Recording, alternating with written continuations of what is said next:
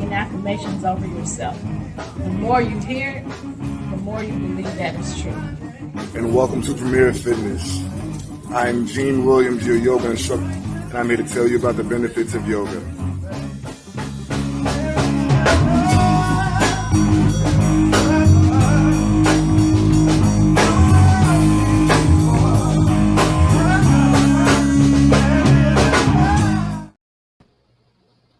Hey, everybody. Thank you for tuning in to our show. Welcome to Where is the Love? I am your host. I am Stephanie Hockenhall. Joining me is my son, my co-host, Gene Williams. Hey, what's going on? Hey! Hey, how you doing? I ain't seen you in the Mother Sundays, girl. Oh, y'all. Today is Mother's Day. Welcome to all the mothers. Happy Mother's Day to all the mothers. Enjoy your day. Happy Mother's Day. So we are here to share information with you about bullying versus love. Today we will be talking about parental alienation, which is a real thing. So we're going to get into that discussion in just a moment. So I want to ask, if you are here, I want to ask you to share your social media pages, share your Facebook pages so that other people can join in on the show.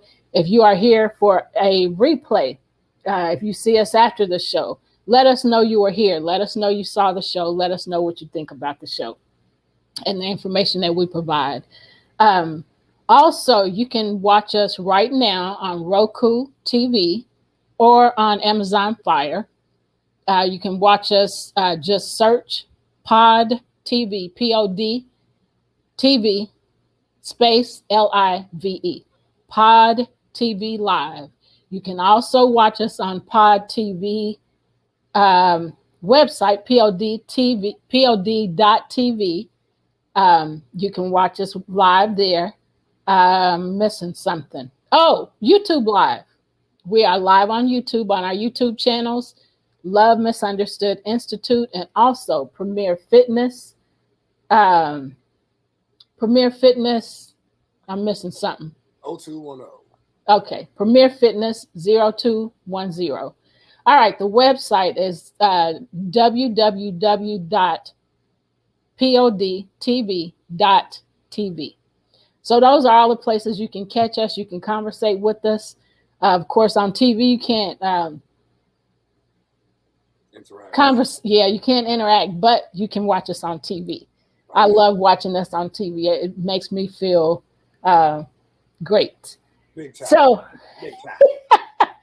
So, son, you want to add anything before we dig in? Let's dig in. All right. So, since I've been talking, I'm going to let you go ahead and start.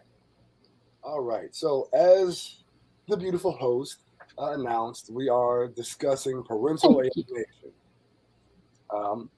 So, parental alienation occurs when a child refuses to have a relationship with the parent due to manipulation, such as the conveying of exaggerated or false information by the other parent.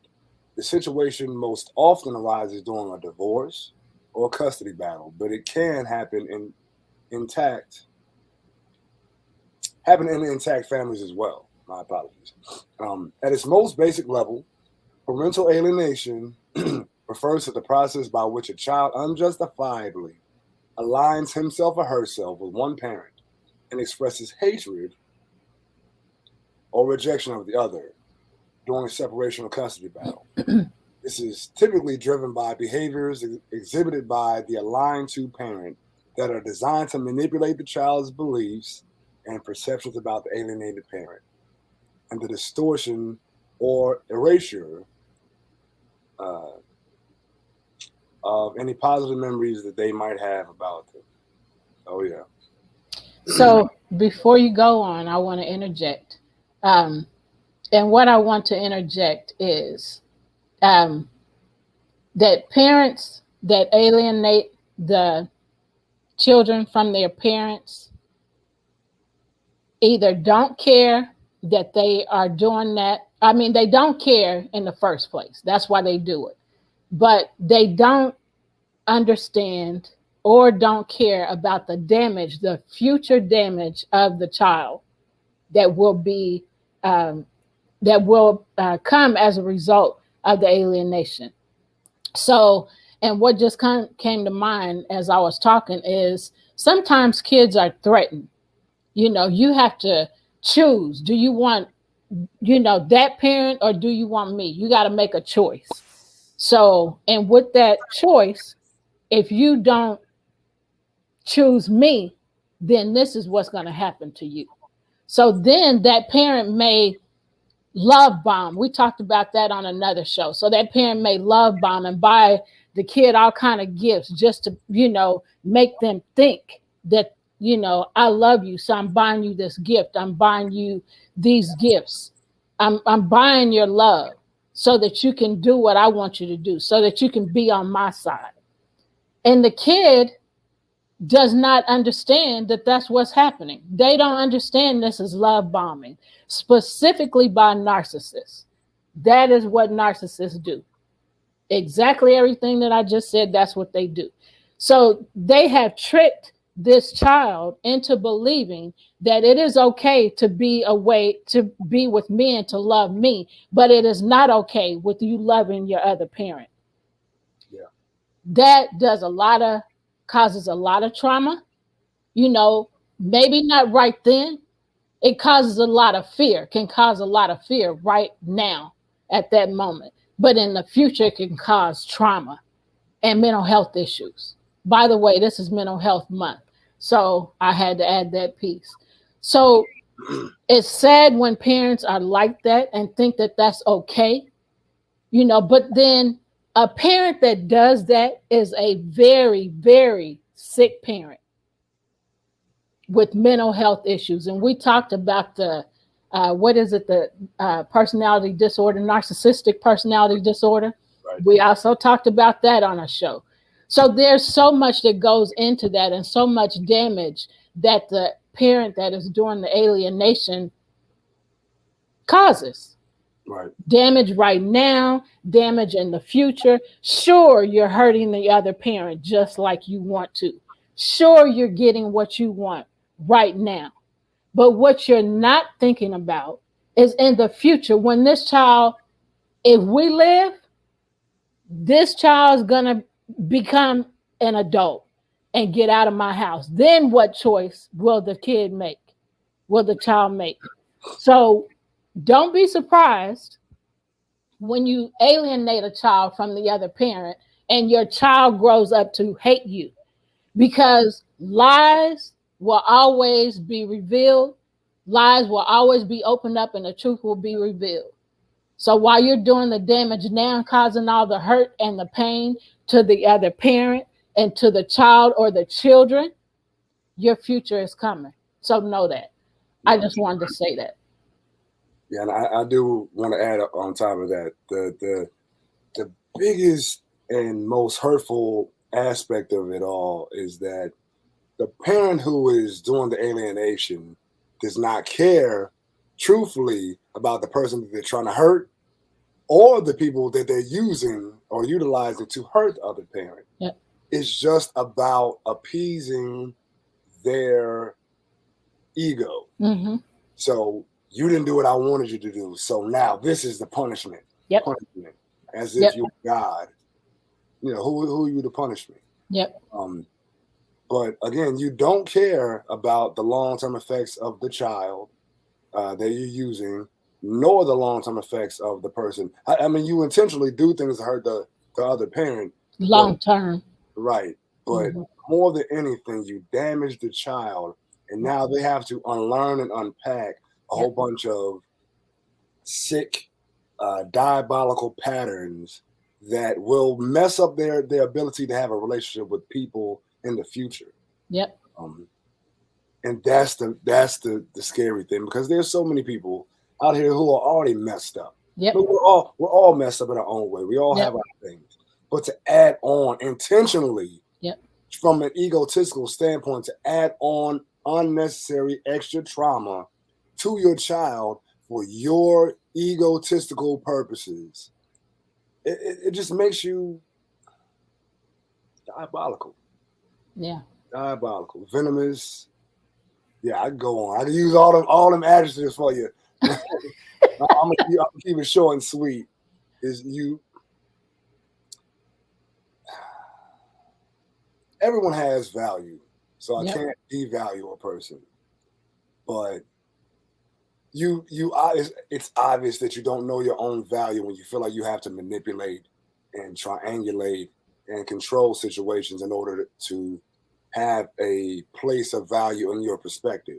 If you truly had value for yourself, you'd realize that you being open and allowing everyone to be their own selves, and you get that love because it's what they want to give you, as opposed to manipulating and pulling it out of them, forcing out of them by, different manipulative actions and patterns and things of that sort. Long term is like that love, you can't keep that up. Yeah. You can't keep that up long term. That mask is gonna fall off. Yep. That mask is gonna fall off and it's gonna crack, and everybody's gonna see the ugly face underneath that you've been hiding for a long time. Yep. I'm gonna look up something because as you were talking, I thought about the narcissistic bully, and then I think social bullying and maybe anti-bullying is part of all of that too. That we just, So go on to the next part unless you want to add something, and I'm gonna find that so that I can. All right. Yeah. Yeah, and something else I have to say, and it kind of touched on it earlier, but distortion of or erasing of positive memories about the parent that they might have about the parent. Yeah, it's an MK Ultra situation. Like you literally go in and consciously cause trauma, and then you repeat it over and over again. And what that does is it creates a mindset. It's like working a muscle the same way all the time. That muscle grows. And the more you add to it, the more you do it, the bigger that muscle grows. Same thing with trauma and repetition. Mm-hmm. The more and more you do it, the less likely the person who you're doing it to will recognize the pattern of mind control. Yeah. Because it just becomes second nature. Okay, I'm used to this. Until they're able to step back and look at things from a different perspective, they'll always be caught up in that whirlwind of falsehoods,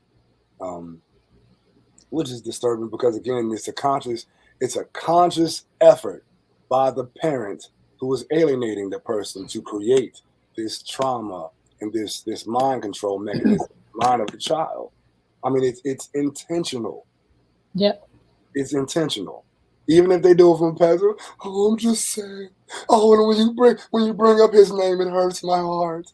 Oh, don't mention his name around me. Or you do it the other way. Don't mention his name around me. I don't want to hear his name. I hate him.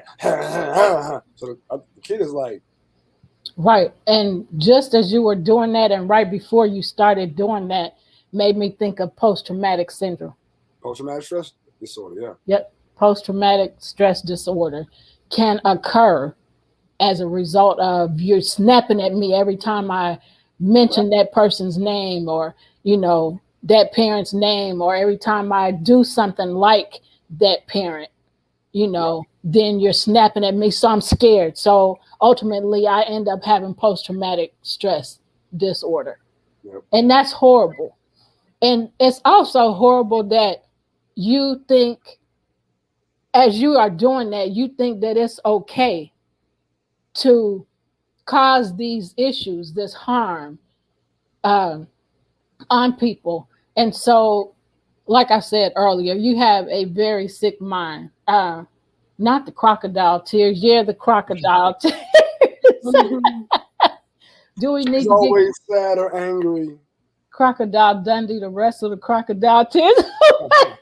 Please, Mark, please do that.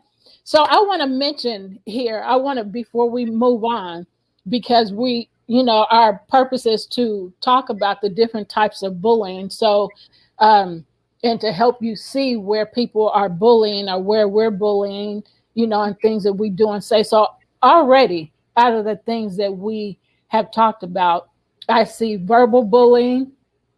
And verbal bullying, here's the definition of verbal bullying: talking negatively about someone. Example, their weight, their race, weight, sexuality, culture, religion, name calling, teasing, cursing, shouting, spreading rumors and lies, which is gossip, putting others down, telling mean jokes, saying racial slurs, sexual harassment talk, and religious slander. All of that is verbal bullying. That's only one type of bullying out of all of this that we've already just discussed. So social bullying is another type of bullying that I see in this. And so the definition of social bullying is, excuse me, excluded from groups or sharing information important to you or for you, ignoring or leaving someone out on purpose is parental alienation. Ignoring or leaving someone out on purpose, I had to repeat that. Spreading rumors about someone, destroying relationships and friendships, embarrassing someone in public, telling lies or stories about someone to make others not like them. All of that is social bullying. There's more. This is just ridiculous. So antisocial bullying involves shunning, excluding, gossiping, mimicking, spreading rumors, using offensive gestures, and negative nonverbal body language. So also mental bullying. They bully by name calling, yelling at you, insults, threatens, imitates, mocks, ignoring, isolating you, which they call icing out, excludes you from meaningful events or activities. So when it comes to the isolating you, also known as icing out. So when, for example, when the child is not doing what the parent wants them to do, when it comes to alienating the other parent, they may do all kinds of things to you. You know, just not talk to you, make you stay in your room, not talk to you for hours, you know, maybe not, you know, threaten not to feed you, or, you know, take your phone away because you're not going against that parent like I want you to. You're not doing what I want you to do, saying what I want you to say. So that is mental bullying. Oh my gosh. This is just so crazy. Just looking at all of this again. Direct bullying that occurs between the people involved usually involves hitting, kicking, or making insults, offensive and sneering comments or threats. So maybe the parent is doing that to the child. And it's all because you're not on my side. You're not agreeing with me to do what I'm telling you to do. So this is what I'm going to do to you. I'm going to insult you. I'm going to make sneering comments, you know, at you, or sneering comments about that person. I really want you to not like them. Don't want to be around them. I want you to hate them. That is what part of parental alienation. And I'm just going to read one more. There's so many different types of bullying, and so much of it is involved in parental alienation. So the last one I'm going to read is narcissistic bully. They are self-centered. They must feel the need for power and control. They do not share empathy with others. So they're not sharing empathy with the child. No empathy. I don't care how you feel. You just do what I say. I don't care about the other parent. So just do what I'm saying, or this is what's going to happen to you. So threats. I mentioned that earlier.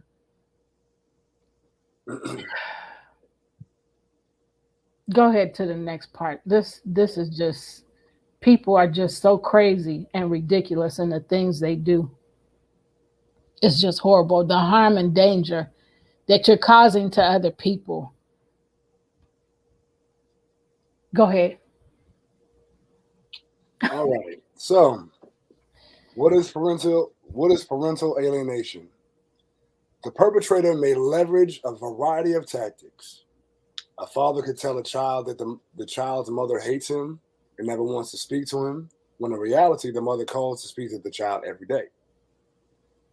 A mother could convince her daughter to report or even believe that the father physically abused her. Offenders may blame the other parent for the collapse of the marriage, punish the child for wanting to pursue a relationship with the parent, or move away so that maintaining a relationship is extremely difficult. Mm. So for those, I'm gonna interject just to give you a break. So those people that do that, again, you're causing much more harm than you realize right now, because you know what you want right now, you know what you're expecting right now, but you're not looking into the future of what's going to happen when they find out that I've lied about all this, I've created all of this mess. How are they going to feel about me when they are able to get away from me? Right now, I don't care about that. Right now, what I care about is this moment. You doing exactly what I say, doing it exactly how I say it. This is what we're doing. You're not going to have a relationship with that other parent.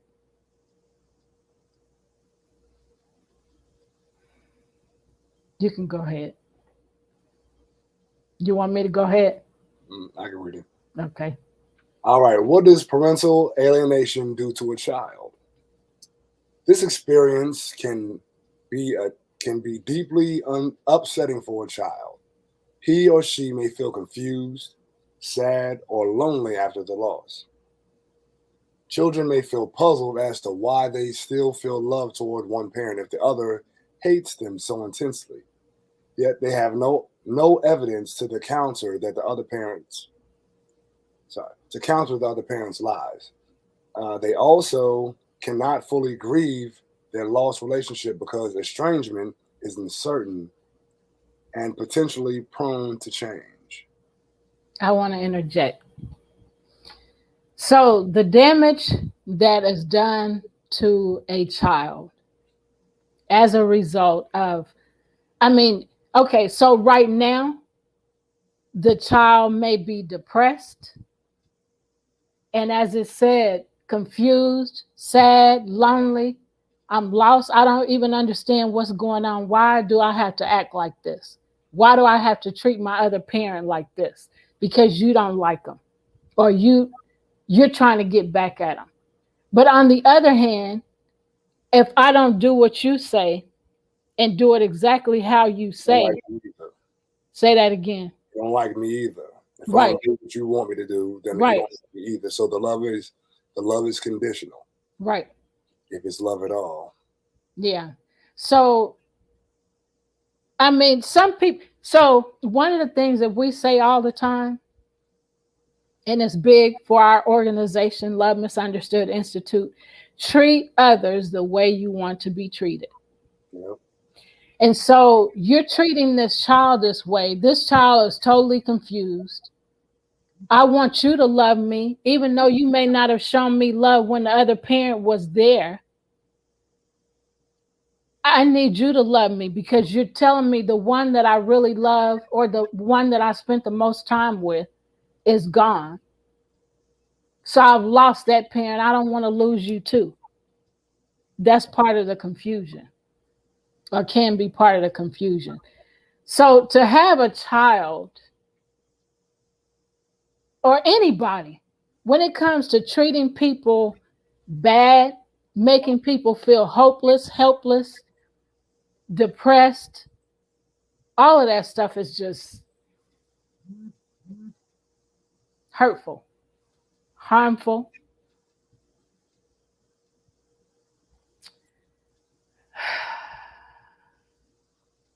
Okay.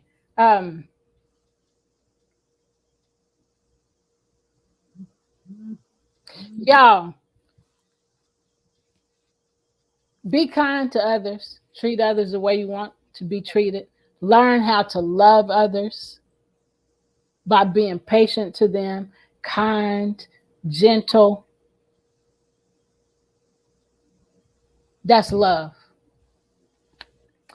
So, what are the signs of parental alienation? Gene, you can go ahead. All right, some signs of parental alienation. Severely restricting the time a child can spend with the other parent, especially defying court orders, is a sign of parental alienation. Making negative comments about the other parent, blaming them for the divorce, making false accusations of abuse and neglect, and threatening to withhold affection is if the child expresses positive feelings about the absent parent are all hallmarks of alienation as well. So, one of the things about this part is when you're making negative comments about the person. So, let me say this. We talked about flying monkeys in the past. And so when you are telling this person, your child, to not like that parent, and you're making negative comments about them, and you're blaming them for the divorce, you're making false accusations, you're making them say that I've been abused. And this child has been here and seen all of this, but cannot, out of fear, speak the truth. So they are repeating what the parent that is doing the alienation, they are repeating things that they say. And this is horrible. I mean, you are putting your child in a position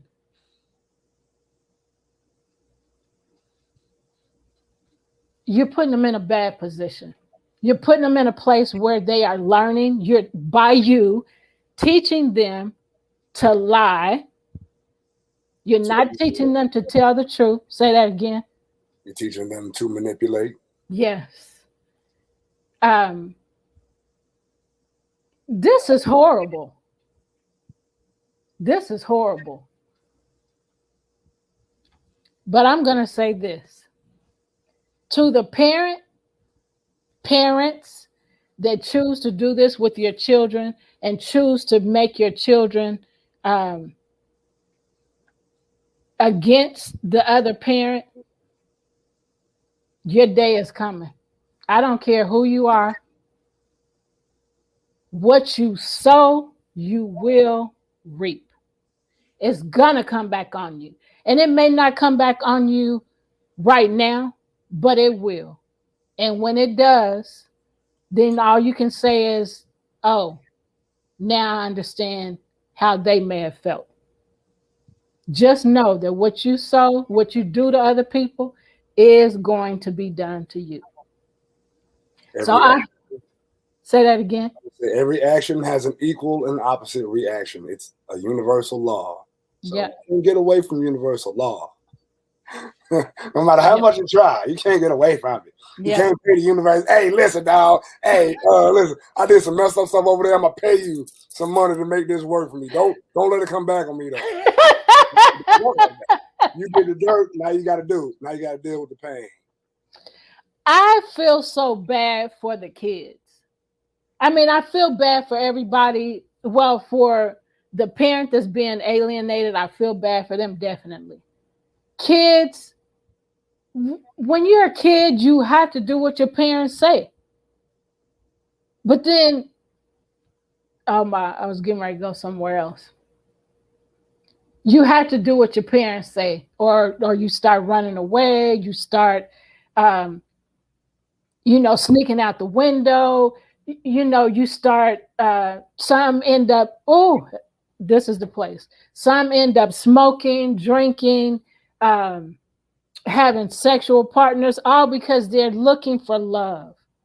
And so wherever that love is and whatever that love is in, that's what that child goes to. So if ultimately if it makes them sneak out and makes them, run away and all of this stuff, whatever it is to give them that love that they are looking for, where is the love is the name of this show for a reason. They're looking for all these things, so they're going to find it. It's going to be brought to them because that's what they're looking for. So to those parents that's alienating those kids, you're not thinking that far ahead. They don't care. They're not thinking about it because they don't care. Yeah. It's about them in the moment, and furthermore, all Yeah. they care about is themselves. That's so sad. And then kids end up selling drugs, and now kids have guns, y'all. Kids have guns. They carry guns. They're taking them to school, shooting up schools, stabbing each other. Get your mind right. Yeah. Get your mind right. And in situations like this, the probability of suicide and or homicide, yes, is high, super high. Raises substantially. Yes. Because of the fact that they have a parent who is lying to them about the other parent. So now the child feels unwanted, undeserving of love. So now they go through whatever they go through, and they end up either feeling like they don't want to be here anymore, or that other people don't deserve to be here anymore. You know what I'm saying? Yep. So it ends up coming back to bite you. Yep.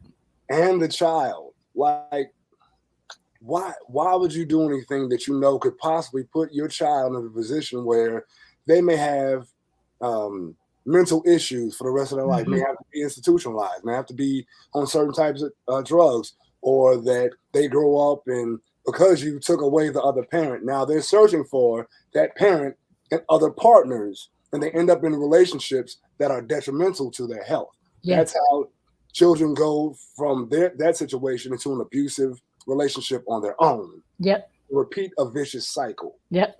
Because they don't. You're not thinking about that. Yep. You're just mad right now because you didn't get your way. And now the person don't want to bow down and kiss your butt.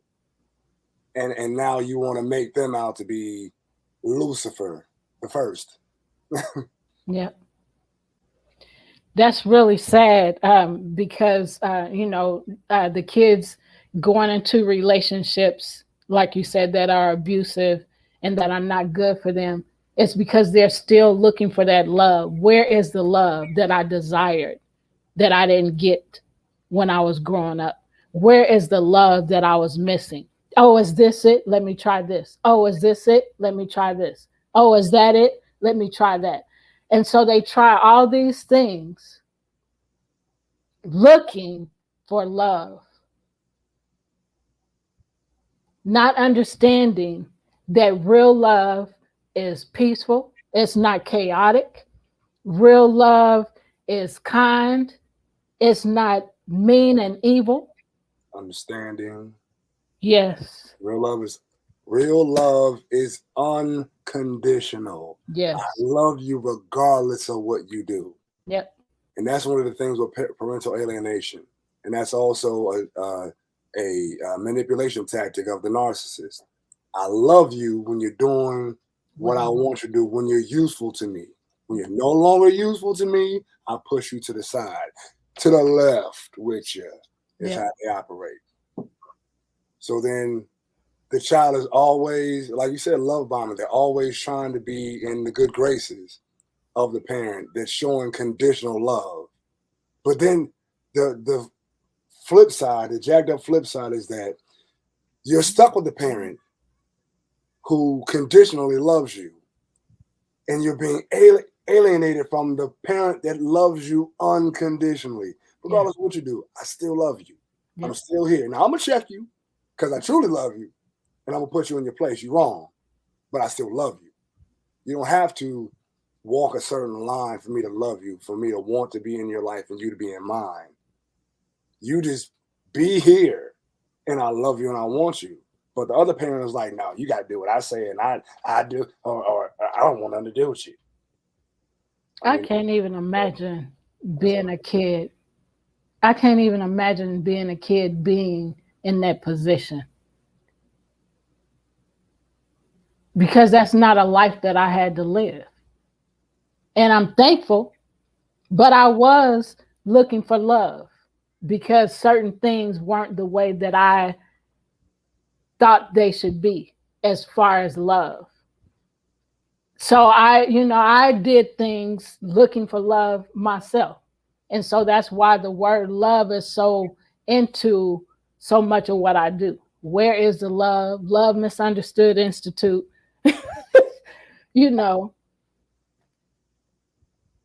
Yep.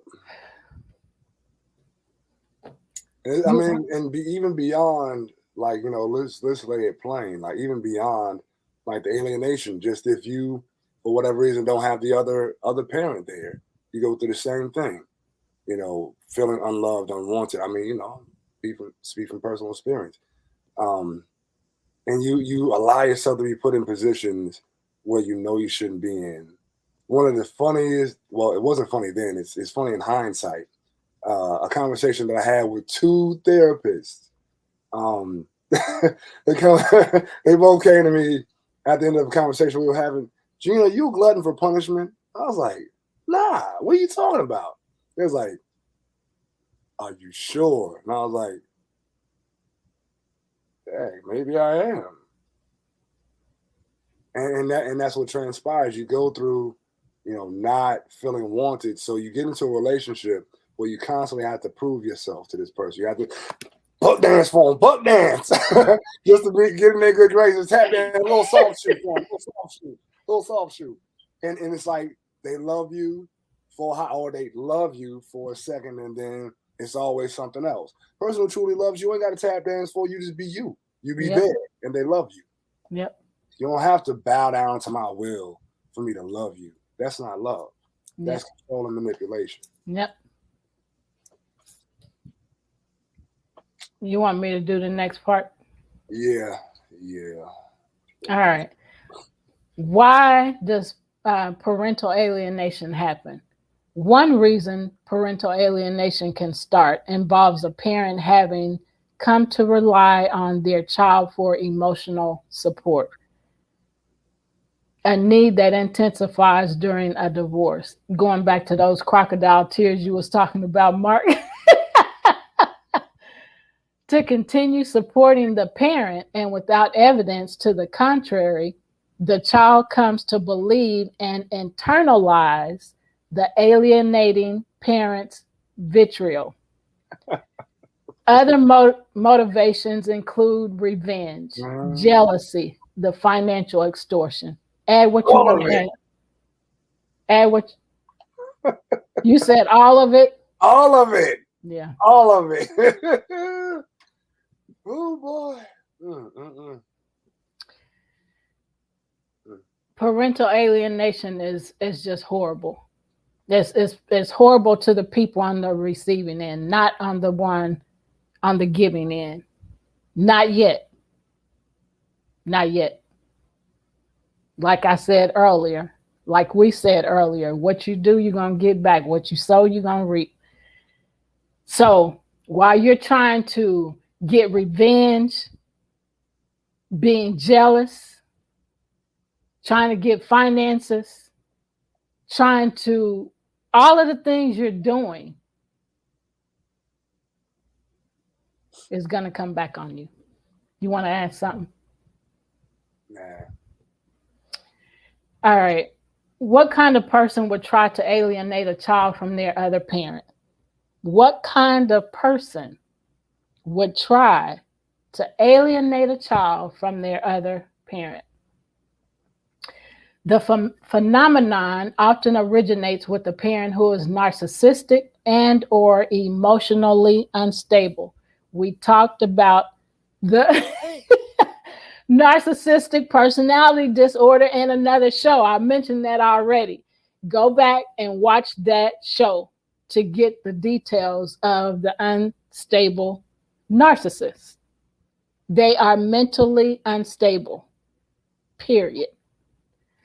They may be motivated by a desire for revenge against their ex, or they may need an outlet so desperately that they transfer their pain and rage to the child. We just talked about that. Yeah.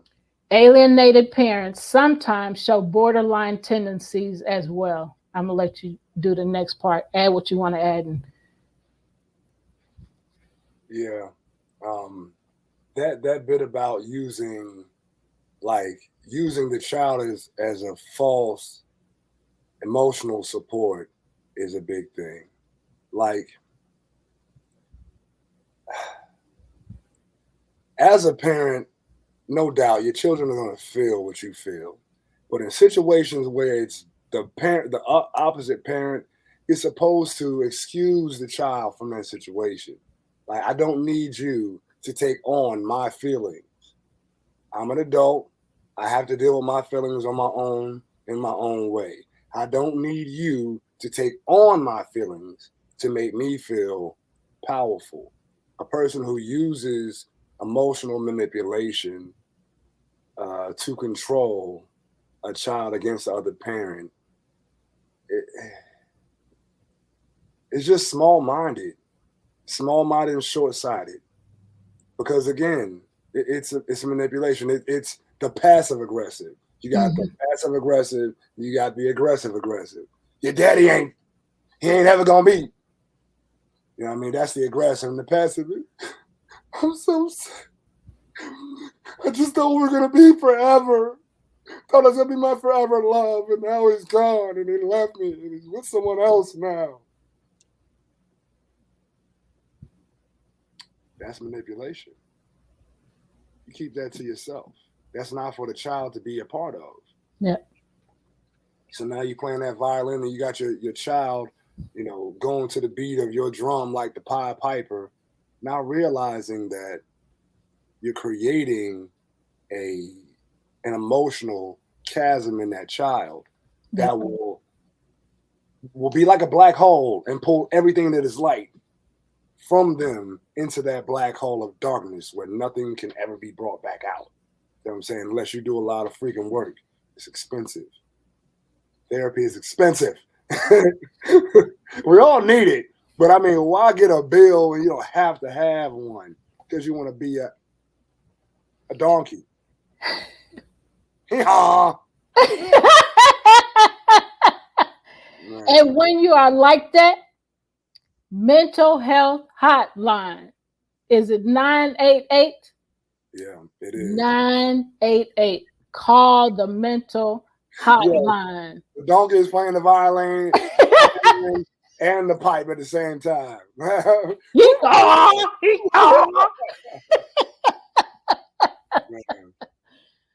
Call the mental health hotline. That is something else we strongly go ahead.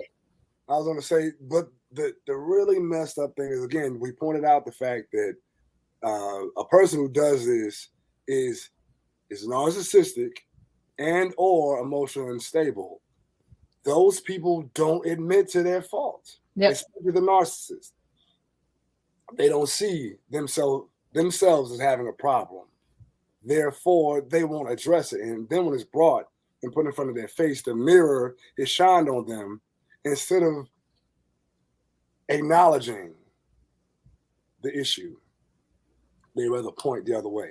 No, it's your fault. No, it's their fault. No, it's their fault. Not owning where you are and what you've done. So thank you, Mark. Yeah, thank you for that. It's unfortunate, but generally speaking, narcissists don't call 988 to get help because they realize, hey, what I'm doing is not right. They won't do that. Yeah. Because they don't have that capacity. They don't have the empathy to see how they're harming other people, and they don't have the mental and emotional wherewithal to see how they're causing chaos in the world around them, and they just don't care. Right. If it ain't benefiting them, they don't care about it. So an emotional bully is just what Jean just described. They interrupt you, they cry to get their way, they throw fits, they accuse, they blame you Well, you did this, so that's why I did this. They yell, they scream, they punish, they seek revenge and threaten you. They use their emotions, As a weapon. emotions to control you and the situation. Those crocodile tears. And what you just said. Let me read the next part. Okay. All right. So, how do you prevent parental alienation after divorce? Children generally do better when their divorced parents raise them as amicable partners. To do so, parents should never denigrate the other parent. They should seek outside support rather than turning to the child. Excuse me, let me repeat that again. They should seek outside support rather than turning to the child. Okay.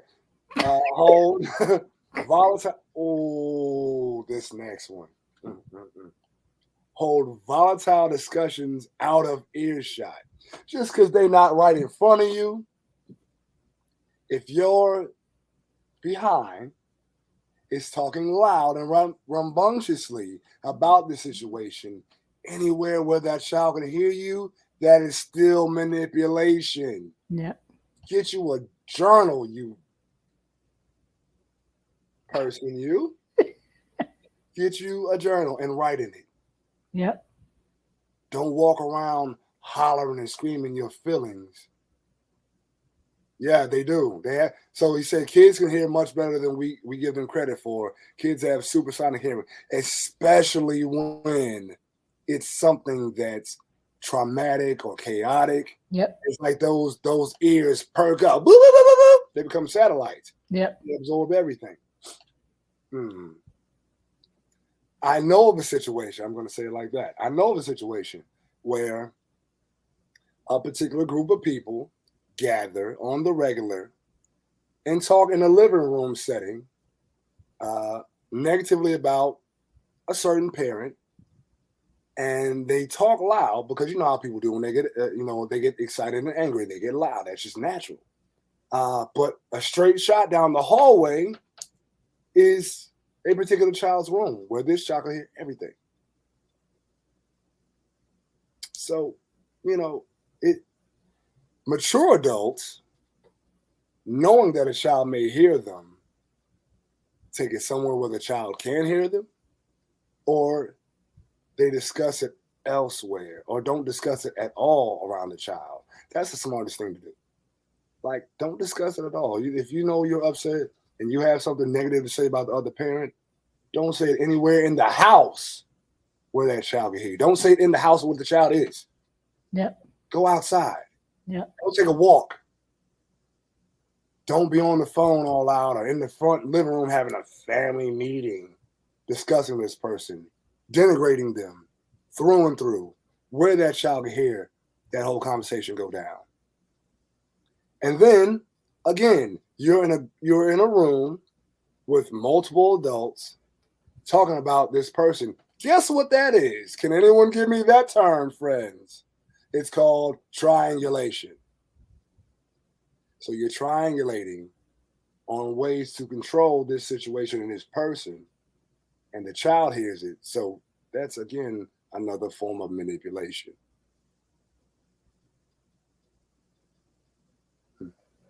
That's so sad. I'm sorry, I didn't finish it all, did I? No. Volatile discussions out of earshot, and try to accept an ex's new partner, since they will play an important role in the child's stability and happiness. Yeah. There's so many examples of, adults who break up and it's like that portion, they broke up and they move on, but they still create a family thing, a community thing. Like, for instance, I love, the Smith family, how Will Smith had a child before and now he has kids from his current wife, and they all come together, take trips, you know, all types of stuff like that. That's how mature people handle stuff. Mhm. But keeping them away from the other parent and negatively talking about the parent in front of the children, it's just not the way. It's not mature. It's not mature at all. No. You're creating more problems than you're creating benefits. It is that child is going to end up hating you in the future. Yeah. And that's really sad because the child is learning to hate the parent or not like the parent, either one, not like the parent or hate them because of what they're hearing other people say. And that's really sad. You know, so you're forming an opinion about the other parent because of what you're hearing, even though you know it's not true. And you're repeating stuff that's not true.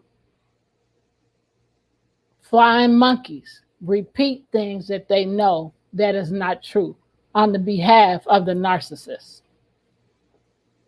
You want to read the next part, or go ahead and add what you want to add? Yeah, I'll just read the next part. Okay. What do you do if your ex turns your child against you?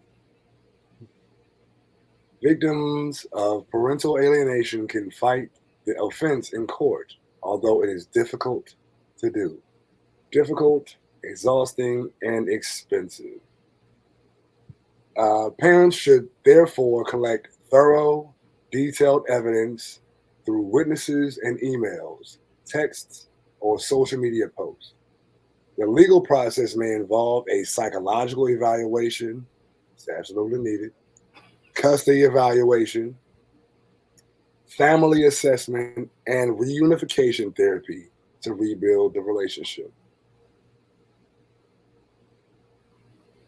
Yeah. You know what? Yeah. I want to skip the next part and go to the one after that. You know what I'm talking about? Go ahead. Go ahead. So this is one thing that really sticks out to me, and you know,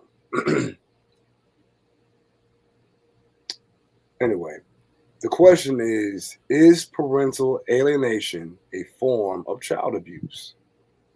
The clinical understanding of parental alienation is evolving. It is not listed as a disorder in the DSM-5, but some suggest that it could fall under parent-child relational problem as one of the set of concerns that may merit clinical attention. Some researchers believe that the experience is a form of emotional child abuse and family violence. I'm looking at the time and wondering if we're going.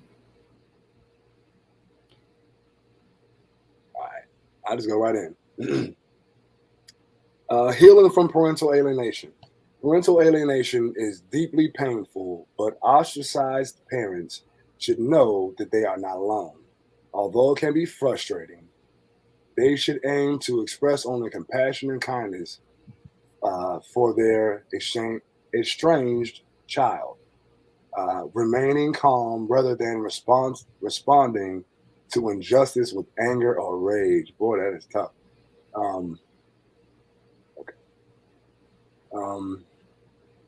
They should turn to friends, family, support groups, or mental health, I'd say, and mental health professionals as they cope with the strain. Because, Lord, you're going to need a support system.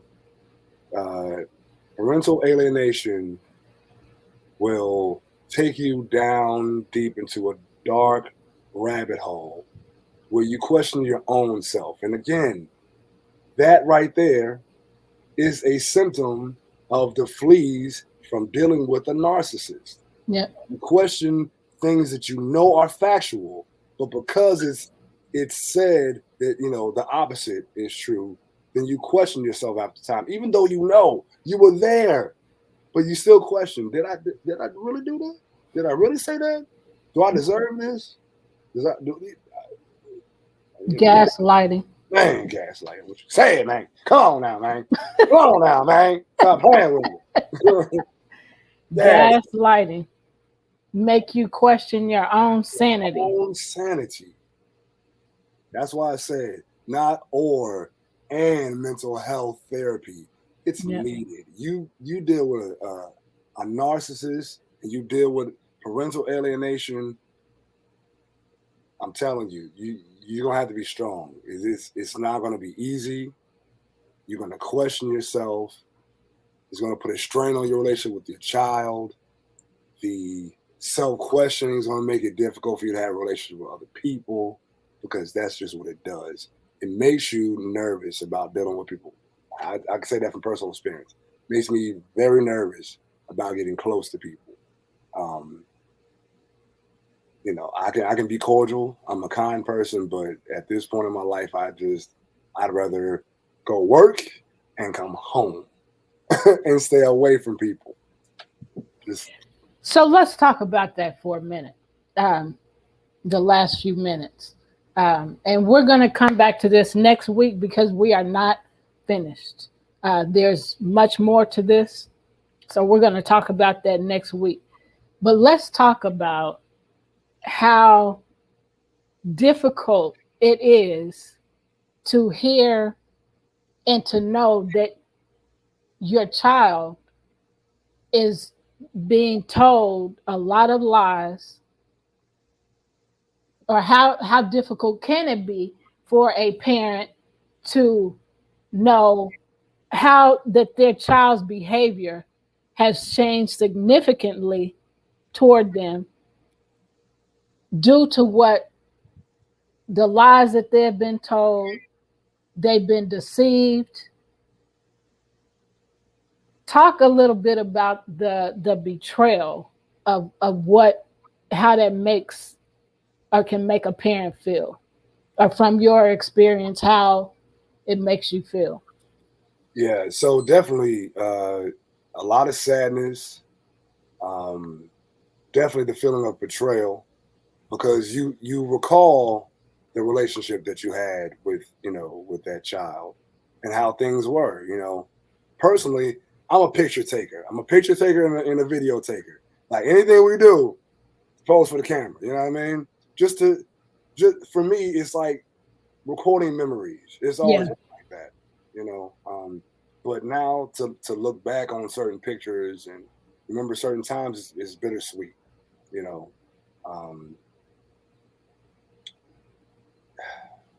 It makes you sad, and it honestly, it really breaks you. And in order to come back from that, you have to have a strong support system, a strong spiritual practice, and just a strong mind. It's gonna break you. Yeah. It's gonna break you on parts, but you can come back. You can Wolverine through it. That was his favorite. Yes. His favorite character when he was a kid, Wolverine. And he used to even draw pictures of Wolverine. Yeah. But man, you feel betrayed, especially when the child becomes adamant about not wanting to. I did not. But when you hear your child speaking negatively about you and then saying things like, virtually they hate you, they don't ever want to be around you, they don't want you in your life, that breaks you. Yeah. That personally, after hearing stuff like that, I got to go take a nap for like 4 or 5 hours to recover. Because I could be high energy. I'm gonna be nervous before I have to deal with that, and then the nerves will wear you out, and then we actually deal with, getting hit over the head with a sledgehammer a million times. After you get done with that, you got to lay down somewhere. Yeah. You got to go lay down. Maybe he needs to come I might do it. In his band concert in a Wolverine outfit. Coming to the stage, Gene Francis in the Wolverines. But so, go ahead. Something that's helped me a lot is finding creative outlets. Yeah. Constantly doing things that that bring you back to yourself. You know, you channel the negative energy into something positive. You alchemize it as opposed to dwelling in the negative. Yeah. You know what I'm saying? It's like you can sit there in the negative and it becomes a swamp filled with alligators and boa constrictors and water moccasins and piranha and all that. You got all that there if you stay in that position. But if you allow yourself to flow through and to find something to do with that energy, that pain, then you can make it productive. That's how, I mean, if you look at artists, they take painful situations and write about it or sing about it or, you know, act or use, you know, that pain that they experience to portray a certain character in a movie or whatever. There's so many ways to get it done. But you got to have that. You got to have the ability to take that energy, that negative, painful, venomous situation to turn it into something that's going to be beneficial, not only to you, but to people around you, because people are going to see your example. You know, your art is your testimony, you know, of how you got from one stage to the other. And it's just important to find that. But I understand it's going to hurt. It's going to hurt like HE double hockey sticks. But you can make it. You can say it. I can say that word? Because it's a place you're going if you don't get your mind right, get your life right. And I'm just talking about anybody. You're so silly. Mark said that word is allowed. Yeah, it's hell. It's hell. But you can make it out, man. Just stay strong. Keep a strong support system. Stay focused on the end goal. Yeah. Remember your why. I have these things written on my wall. So every day I wake up, one of the biggest things I see is remember your why. Why do you keep fighting for this?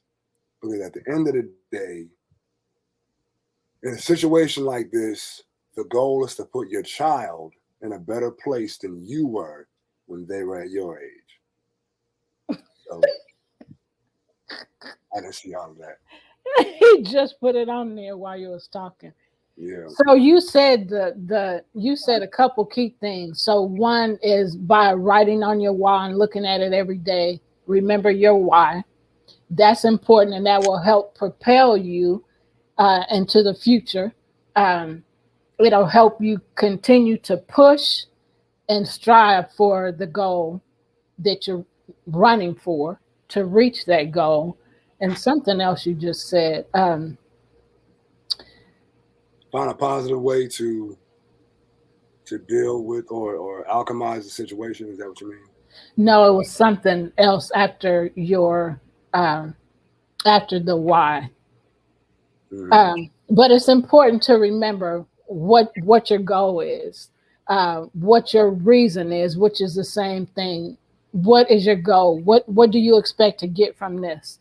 And to also remember that as we are going through whatever it is we're going through, we should be growing through that so that we can help others in the future that is going through the same thing, because we're not the only ones going to go through the things we go through. Nope. There are other people out there that need us, that need our voice, that are waiting to hear our voice to tell them how to get through this situation that seems hopeless and helpless. It's not going to work. I'm not going to make it. So your strength to get through these things is going to help other people. Yeah. You want to add something before we close? Definitely do. Understand this. It's going to be a situation when you're going through stuff like this. You're going to have those times where you want to give up. Mm-hmm. Do this for yourself and for that child. Don't ever make decisions based off emotions. If you are angry in that moment, take some time. Take a day or two or three or a week, however long it takes for you to calm down enough so that you can look at the short-term and long-term effects of the actions that you do based off of the situation that you're dealing with. There was something else I wanted to say. That is real love. Yeah. That is real love.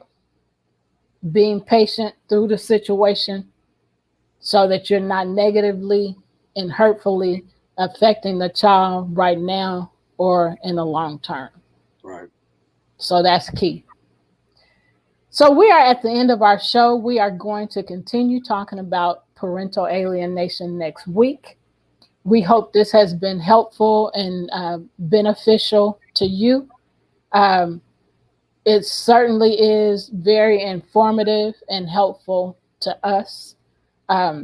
So we ask that you join us again next Sunday at 5 p.m. Central Standard Time, right here on wherever you're watching us from. We'll be here again next Sunday at 5 p.m. Central Standard Time. If you didn't get the places where we are broadcasting, you have to go back to the first of the video. But we will see y'all next week. So for now, we don't wish you, but we say peace. We say love. We send you peace and love and joy, lots of joy and happiness. Take care. Stay positive and encouraged. See you next time. Bye for now.